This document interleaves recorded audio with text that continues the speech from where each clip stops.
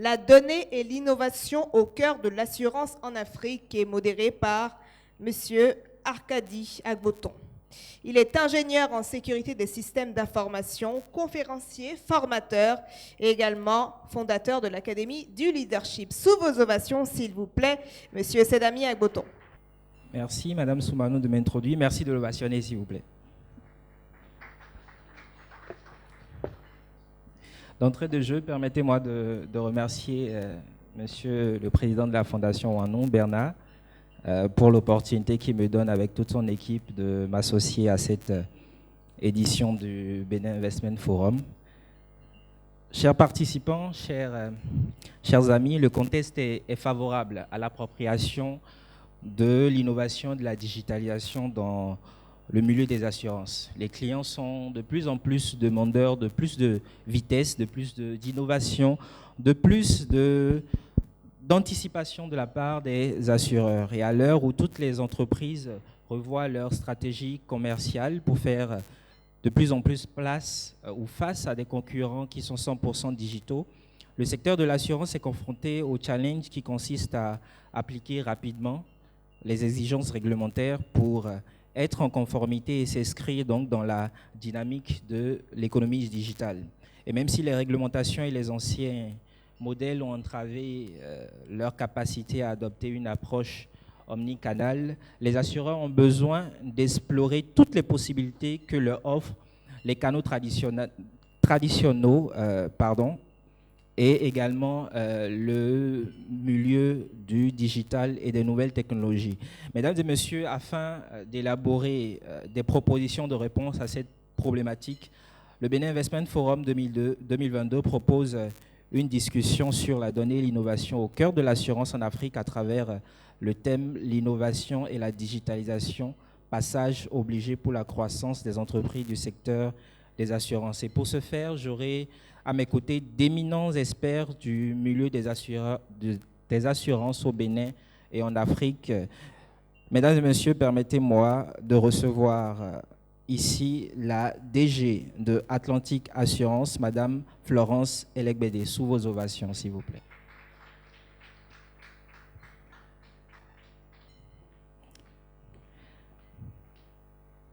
Alors, je vais inviter Madame Evita Gandonou, qui est la représentante de Monsieur Fabrice Agbota, DG de NCA Assurance Bénin, qui s'est excusée pour raisons professionnelles. Merci de recevoir Madame Gandonou, s'il vous plaît.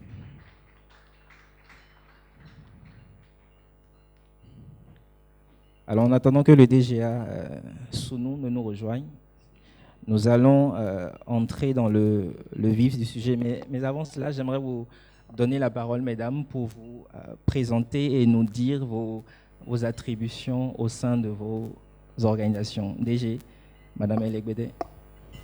Merci, Monsieur Agboton. Je remercie le Forum de nous donner l'occasion de nous exprimer sur un sujet d'actualité qui est l'innovation et qui occupe toutes les réflexions dans notre secteur d'activité.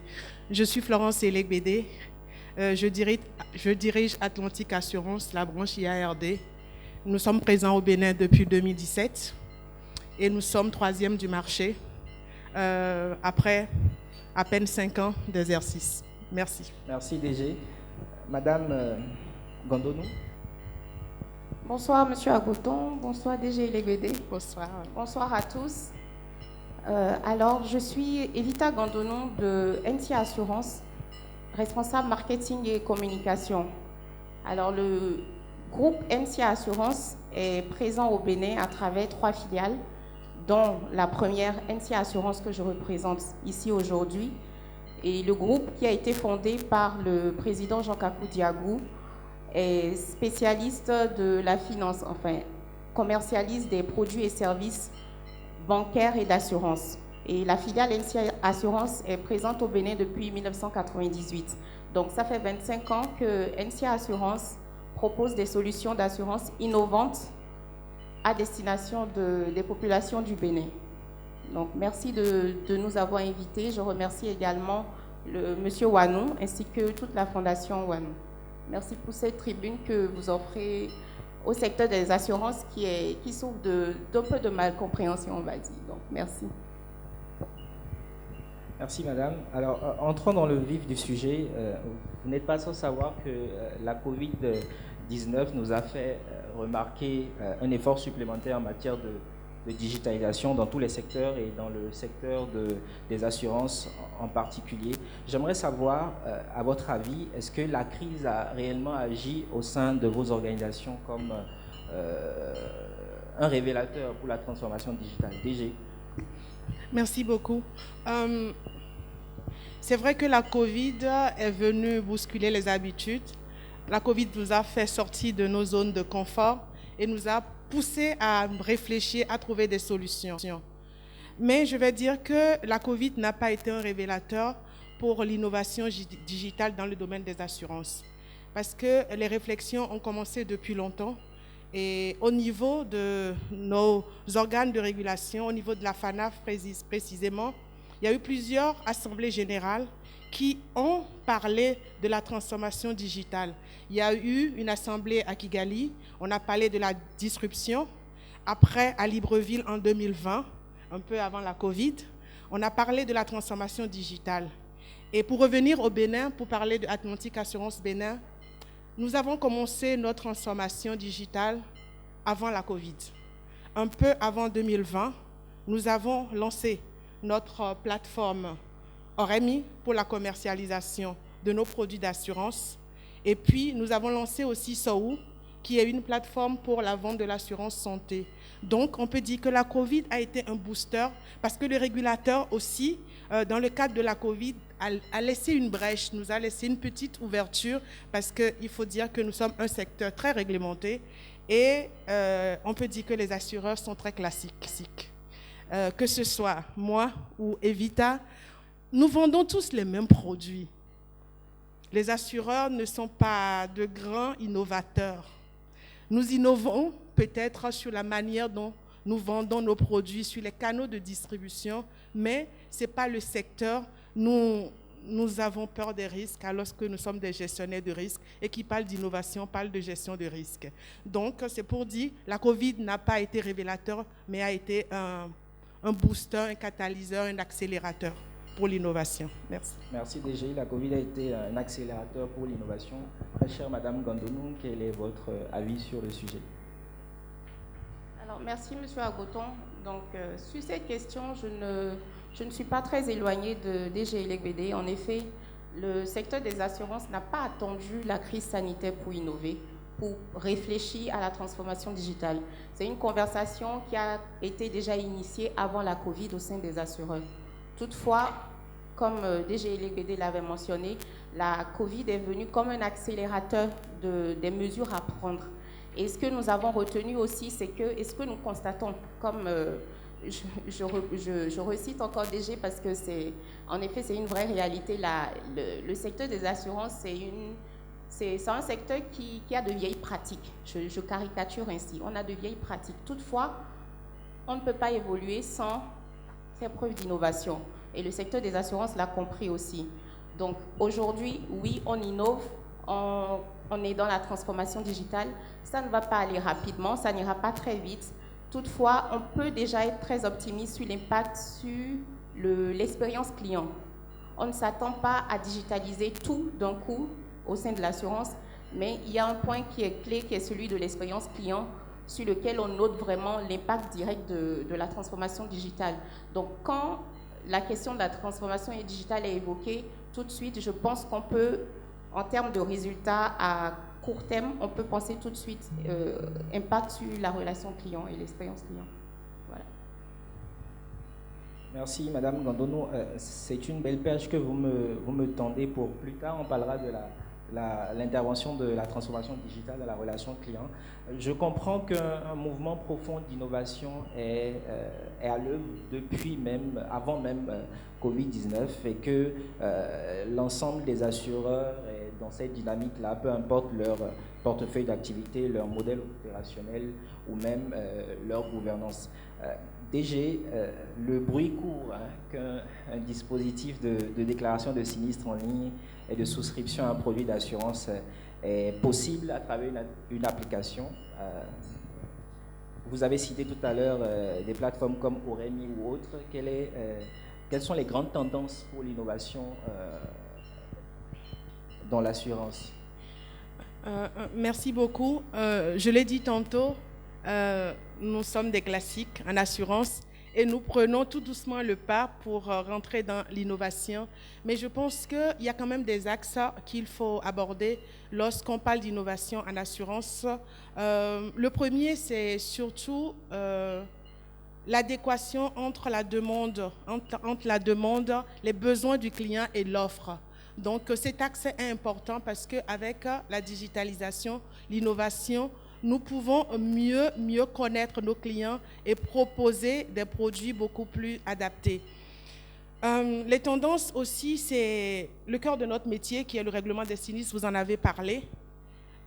Nous devons travailler à améliorer les délais de règlement et à fluidifier la relation parce qu'il nous est reproché souvent d'être très prompt à percevoir les primes et à ne pas réagir en cas de sinistre. Nous avons l'obligation aujourd'hui, dans le cadre de l'innovation, de mettre en place des systèmes où nous allons nous rapprocher de nos clients, pas forcément pour leur vendre des produits, mais pour pouvoir les prendre en charge lorsqu'ils ont un sinistre. Et c'est ça, la tendance, pour moi, la tendance la plus forte. C'est sur ça que nous devons travailler. Et vous l'avez dit, avec notre produit Oremi, toutes les souscriptions qui sont faites par le biais de Oremi, on peut déclarer les sinistres et aller jusqu'au paiement, le règlement du sinistre par Oremi. Donc, on pourra en parler un peu plus tard. Merci DG. Je suppose bien que la dynamique est en marche avec NCA Assurance, car systématiquement, il est possible de numériser et de rendre disponible sur une plateforme qui est accessible aux personnes habilitées tous les documents qui entrent à NCA aujourd'hui. Quelles sont les tendances dans le milieu de l'innovation avec NCA? Merci, M. Agboton. Alors, pour parler des tendances d'innovation dans le domaine des assurances, il faut aussi relever les défis, les principaux défis que nous avons, qui sont, dans un premier temps, le plus grand, c'est celui de la satisfaction client que Mme Elegbede évoquait à travers le règlement des sinistres. Parce que l'assureur, il vous vend une promesse. Quand vous souscrivez à une assurance, vous achetez une promesse et c'est au moment du sinistre que l'assureur est en mesure de concrétiser sa promesse. Donc, quand on parle d'innovation, on doit penser satisfaction client, amélioration de l'expérience client. C'est-à-dire ne pas attendre le moment du sinistre pour interagir avec le client. Donc, la démarche de NCA Assurance sur ce sujet, c'est de mettre vraiment en place des outils qui, tout au long de la vie du contrat, sinistre ou pas sinistre, à partir du moment où le client souscrit, de mettre en place des outils qui l'accompagnent.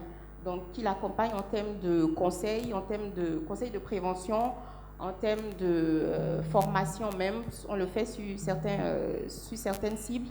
Donc, au sein de NCA Assurance aujourd'hui, on a un outil métier qui est totalement digitalisé, qui permet la déclaration des sinistres. Aujourd'hui, vous êtes en mesure de chez vous d'envoyer votre déclaration, de remplir votre déclaration de sinistre et de recevoir aussi votre prise en charge via WhatsApp ou dans votre adresse mail comme vous le souhaitez. Donc, on s'inscrit totalement à NCA Assurance dans cette démarche de rendre la vie facile aux clients. Il ne faudrait pas qu'aujourd'hui, nos initiatives d'innovation ne se ressentent pas dans le quotidien des assurés, sinistres ou pas. Tout simplement. Alors, je comprends, après vos interventions, que le développement des différentes plateformes par les assureurs constitue une innovation déterminante pour étendre les interactions avec les différents partenaires. Est-ce qu'on pourrait imaginer que dans une perspective de développement, les assureurs pensent à étendre la possibilité d'acheter leurs produits sur d'autres marketplaces? DG. Absolument. Je pense que dans le domaine de la digitalisation et l'amélioration de la relation client, nous recherchons des services plus pour les clients. dans la mesure où aujourd'hui nous n'allons pas nous contenter de vendre nos produits d'assurance, mais permettre, avoir des partenaires externes avec qui on peut travailler et pouvoir donner des services plus à nos clients. Et ça, la digitalisation le permet très bien.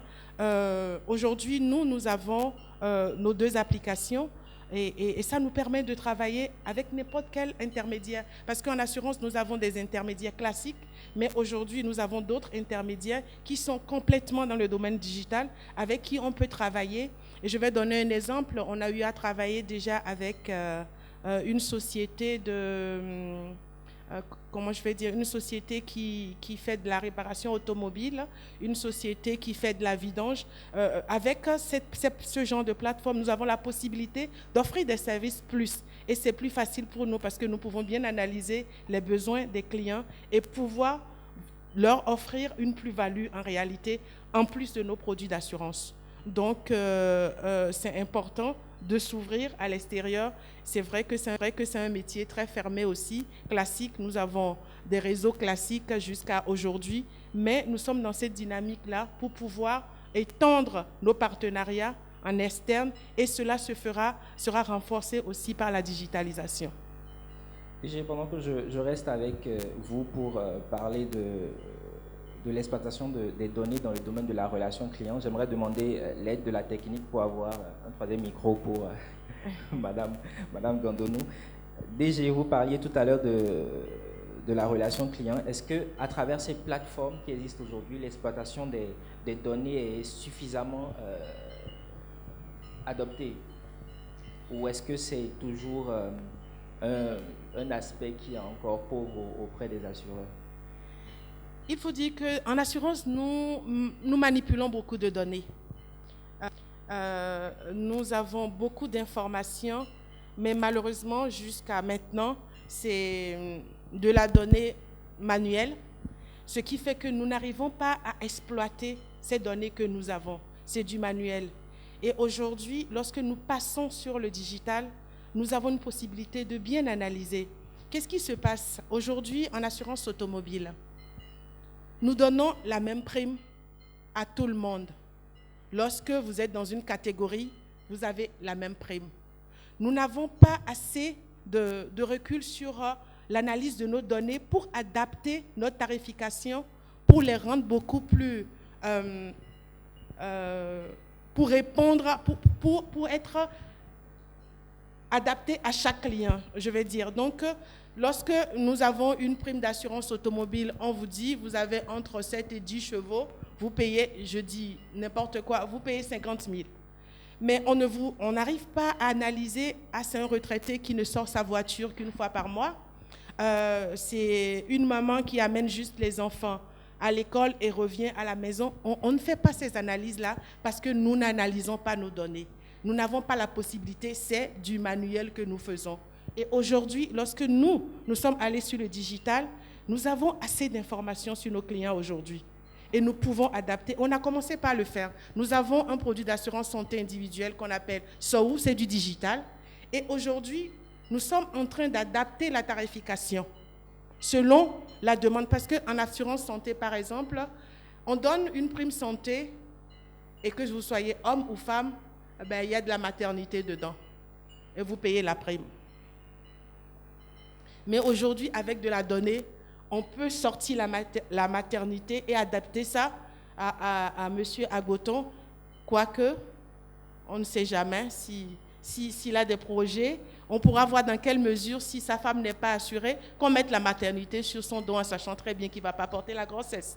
Donc, c'est des analyses que nous pouvons faire au fil du temps si nous avons une analyse poussée de la donnée. Mais je peux vous dire qu'aujourd'hui, j'avoue que l'analyse est embryonnaire. Merci DG. Madame Gandonou, est-ce que la donnée est efficacement utilisée avec NCA? Alors, je le disais tantôt dans la présentation du groupe NCA que nous avons 25 ans d'existence. Et NCA Assurance, c'est un groupe. Donc, nous avons la chance d'avoir au sein du groupe des actuaires qui sont pour dire simplement des spécialistes de la donnée. Puisque, comme le DG Eléguédé le disait, l'assurance, c'est un métier de données. L'assurance prédit le futur à partir de l'historique, donc de l'analyse des données. Donc, les données, c'est une science que l'assureur connaît. Toutefois, c'est l'utilisation maintenant de ces données qui évoluent avec les outils digitaux que nous avons, qui nous permettent maintenant de collecter plus d'informations afin d'améliorer l'expérience client. Je reviens toujours sur l'expérience client parce que c'est un pan très, très, très important pour nous au sein de NCA Assurance. Et une chose que j'aimerais aussi rajouter, c'est le fait que cette année, ou depuis l'année dernière, un des principaux axes de développement du groupe NCA, c'est de s'ouvrir au plus grand nombre. Donc, quand on dit s'ouvrir au plus grand nombre, c'est aller vers ce grand nombre-là, connaître ce grand nombre, mettre à disposition de ce grand nombre des propositions adaptées à leurs besoins. Vous aviez mentionné un peu plus tôt la possibilité de passer par des intermédiaires, d'ouvrir les produits d'assurance à des marketplaces.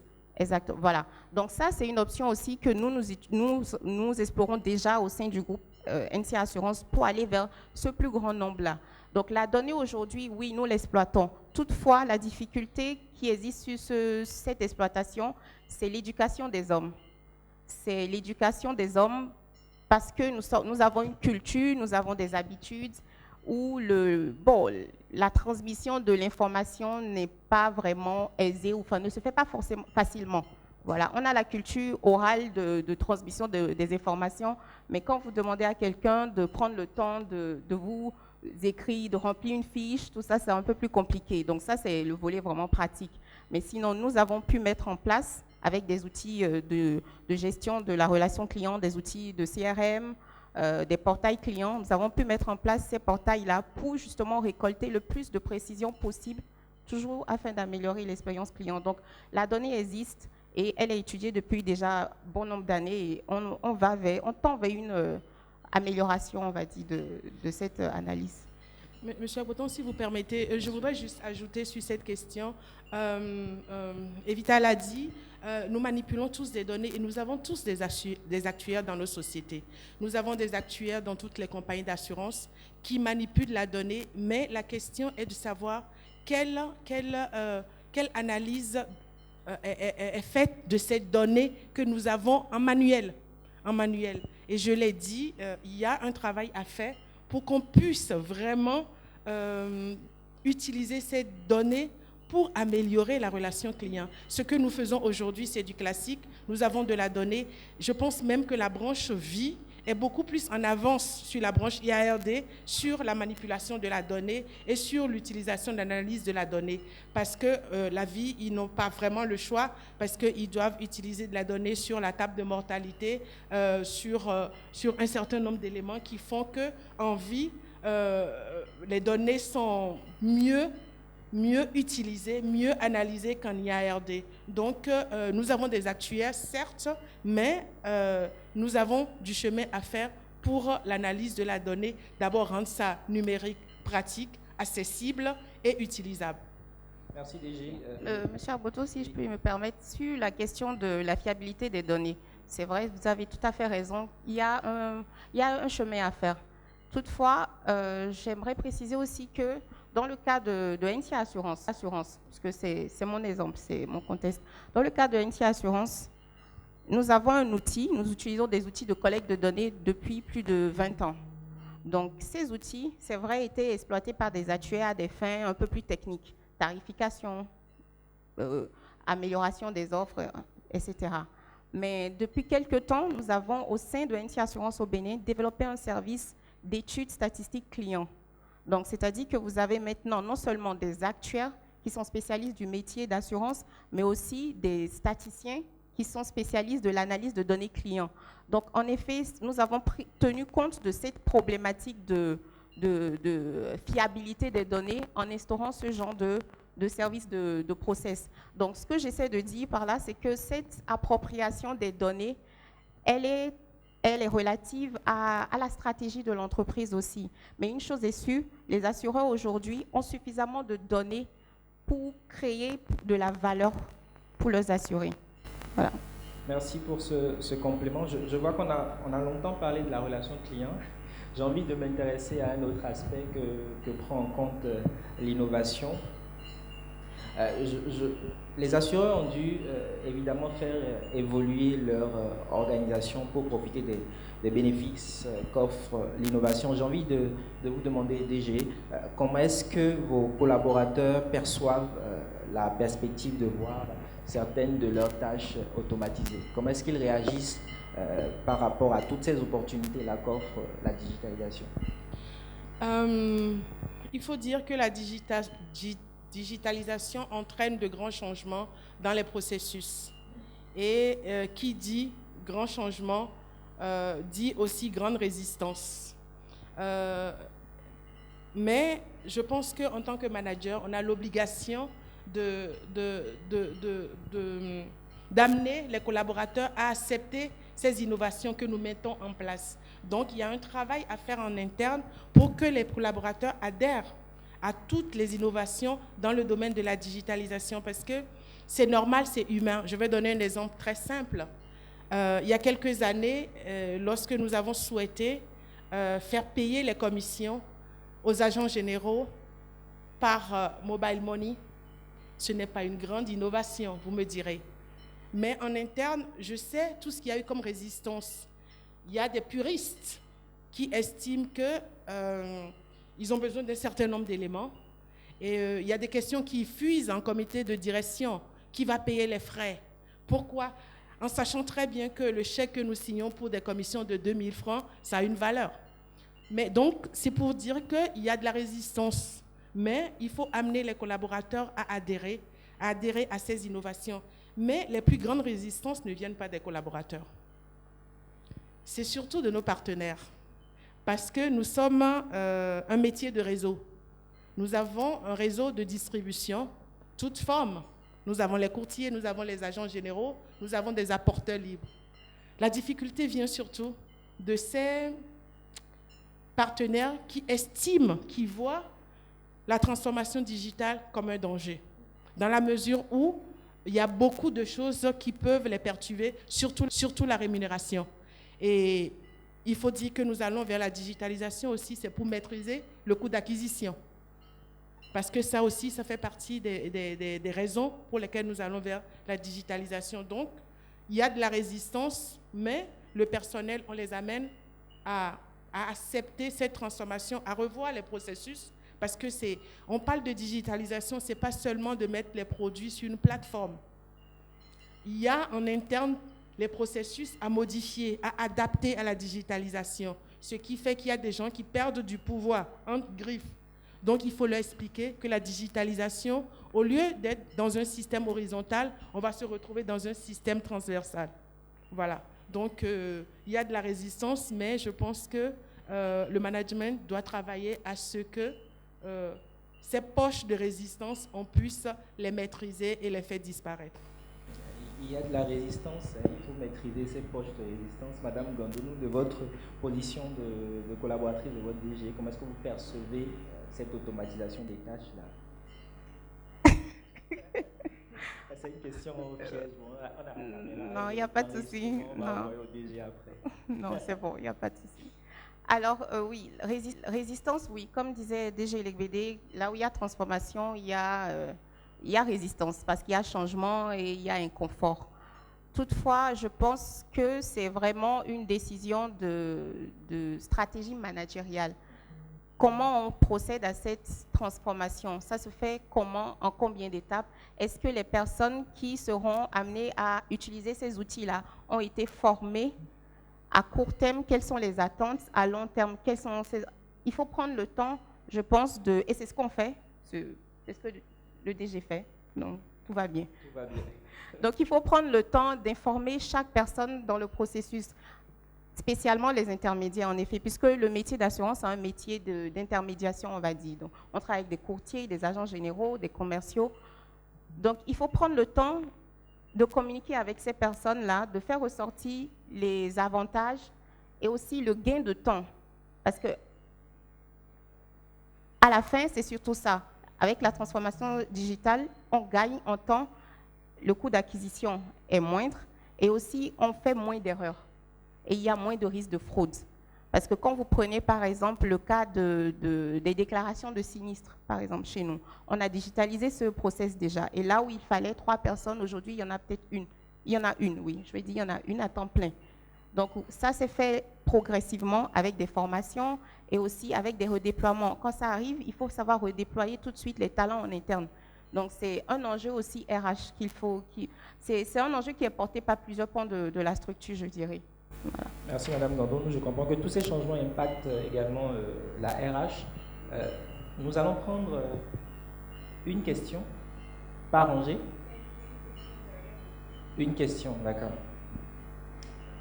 Bonsoir à tous. Moi, c'est David Olivier, responsable technique à Pivotech. J'ai une première question. Vous étiez en train de parler d'exploitation de données. Lorsque j'entends exploitation de données, j'entends source de données internes et source de données externes. Alors, j'aimerais savoir quels sont les points de gouvernance de vos stratégies de développement et de coopération avec des structures technologiques. Excusez-moi, monsieur, je pense que vous posez une question très, très intéressante, mais on n'arrive pas à entendre. Donc, je vous propose de peut-être vous mettre debout et de parler un peu plus fort. Ça nous aidera à mieux comprendre ce que vous dites. Merci. Alors, je disais, vous avez parlé d'exploration de données. Donc, quels sont les points de gouvernance et quelles sont vos stratégies de coopération et de développement avec des structures dans la technologie qui sont spécialistes du traitement de données? Et enfin, quelle est votre gouvernance de la donnée provenant de votre secteur d'assurance et comment est-ce que nous, derrière, nous pouvons y accéder et participer également à l'exploitation de ces données? Merci. La question est adressée aux deux panélistes, c'est bien ça. Je vais me permettre de reformuler pour être sûr qu'on a compris. C'est quels sont les points de convergence et qu'est-ce qui est fait par rapport à la collaboration des structures, la collaboration avec les structures qui font déjà du traitement de données. C'est bien ça? Oui, c'est ça. DG. Merci beaucoup. Cette question-là est une colle pour les assureurs parce que, je l'ai dit, nous sommes un métier fermé. Un métier très fermé. Et à date, aujourd'hui, en tout cas en ce qui concerne Atlantique, nous n'avons pas ouvert nos données à d'autres structures. Nous n'avons pas un partenariat avec des structures pour le traitement de nos données. Mais il faut dire que nous, particulièrement, nous aimons travailler avec des structures technologiques du Bénin. Et c'est pour ça que tout ce que nous avons comme plateforme, nous avons travaillé avec des Béninois qui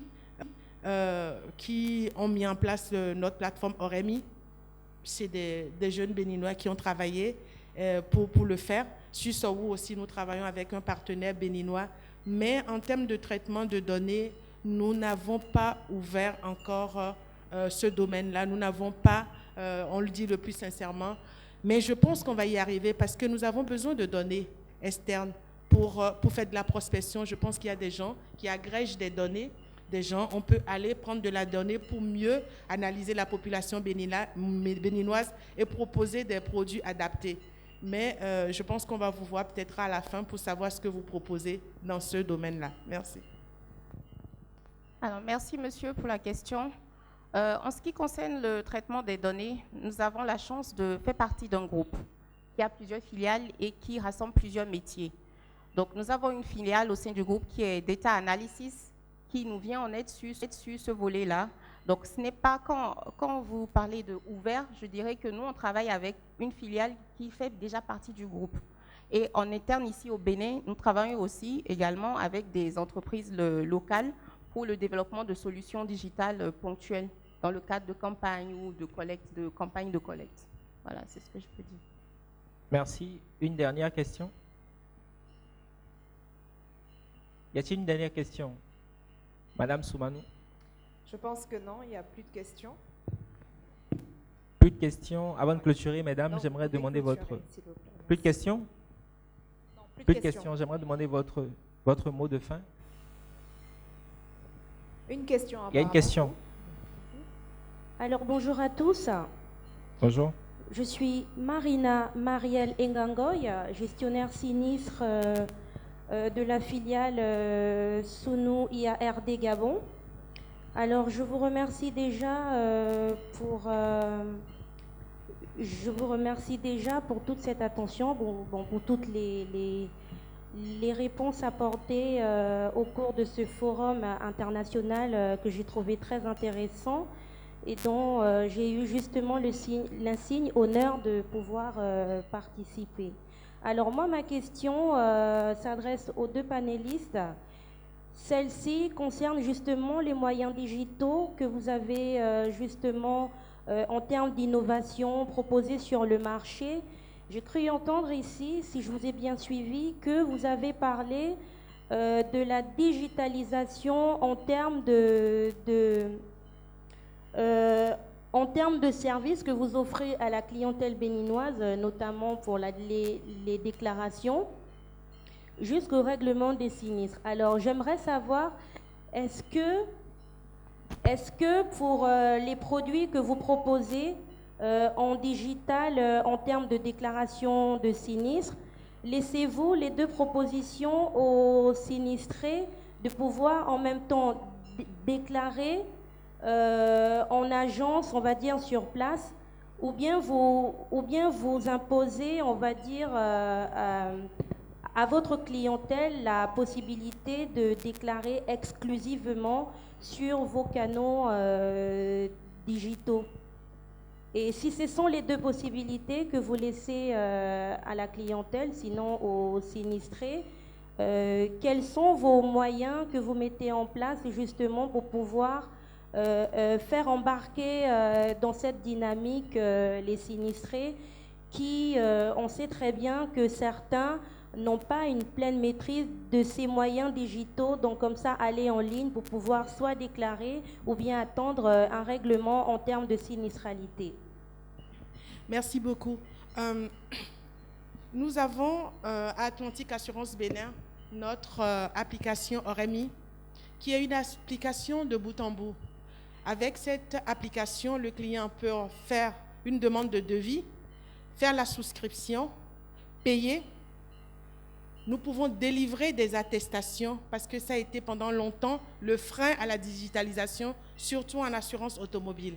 Nous avons mis en place un système de e-attestation fiable et sécurisé.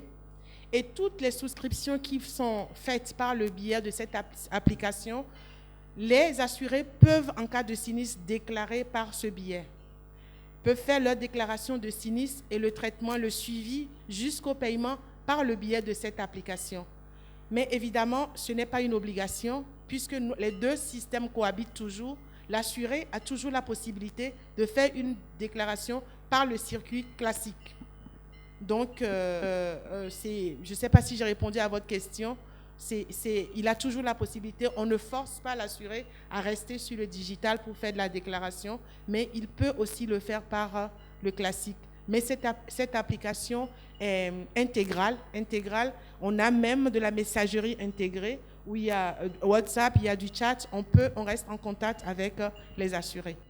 Merci madame pour la question. Comme je le disais à l'entame, la transformation digitale vient surtout à court terme améliorer l'expérience client. Et en améliorant l'expérience client, on ne peut pas limiter les clients. Donc oui, en effet, les deux systèmes cohabitent, comme disait DGLBD. Les deux systèmes cohabitent chez nous et nous avons à NCA Assurance un réseau d'agences de plus de 52 agences. Donc non seulement vous avez la possibilité de faire votre déclaration en agence dans tous les départements du Bénin, vous avez la possibilité de le faire en ligne via les outils digitaux. Et vous avez une troisième possibilité qui est celle de l'appel, du call center, puisque nous disposons également d'un call center via lequel vous pouvez faire cette déclaration. Donc, en aucun cas, la transformation digitale est faite pour bloquer, limiter les gens. Au contraire. Voilà. Un mot de fin, mesdames. Un mot de fin. Je pense que la transformation digitale a besoin d'accompagnement pour être optimale et puis intégrale. Et comme frein, je pense qu'il y a les opérateurs GSM ici qui mettent à disposition l'Internet. Nous avons besoin d'Internet de qualité et nous avons besoin d'Internet à moindre coût. Le deuxième aspect, c'est que nous avons besoin du régulateur parce que jusqu'à présent, nous nous lançons dans la digitalisation, mais le régulateur, parce que nous sommes un secteur très régulé, le régulateur ne s'est pas vraiment prononcé sur la digitalisation. Donc, nous avons besoin de l'accompagnement du régulateur. Donc, j'ai un message pour les opérateurs GSM qui sont dans la salle. Nous voulons faire du digital, mais nous avons besoin de vous pour avoir de l'Internet de qualité et de l'Internet à meilleur coût. Merci. On va finir avec... D'accord. Alors oui, nous avons besoin d'une meilleure qualité de connexion Internet et à un meilleur coût. Et surtout, nous avons besoin de l'accompagnement du régulateur, la CIMA. Il faut vraiment qu'à ce niveau, on sente des changements. DG Legbede mentionnait tantôt la digitalisation des attestations. Donc, c'est quelque chose aussi qui va vraiment révolutionner les initiatives de transformation digitale sur l'automobile, sur l'assurance automobile. Donc, c'est surtout cet accompagnement qu'il nous faut pour faire bouger les choses, on dira ainsi. Donc, voilà. Et puis, je remercie encore une fois la Fondation Wanou pour cette opportunité, justement. C'est difficile pour les assureurs d'expliquer les choses parce que l'assureur vient à votre secours quand le cours du sort vous a frappé. Donc, vous n'êtes pas forcément disposé pour écouter, pour comprendre parce que vous souffrez. Et ça se comprend. Mais avec des opportunités telles que le Benin Investment Forum, je pense qu'on a une belle tribune pour parler vraiment de l'assurance, pour expliquer combien de fois les choses ne sont pas ce qu'elles semblent être. Parce qu'on est un secteur d'activité qui est très régulé. On a, on a un cadre bien fixe et voilà. Donc, merci encore à la Fondation Wanou, au président Wanou. Voilà. Merci mesdames, merci DG, merci madame Gandounou pour votre intervention. On va clôturer avec cela. Merci à la Fondation Wanou pour l'opportunité qu'elle donne aux assureurs de s'exprimer aujourd'hui. Merci à vous, merci de les raccompagner. C'était le panel La donnée et l'innovation au cœur de l'assurance en Afrique modérée.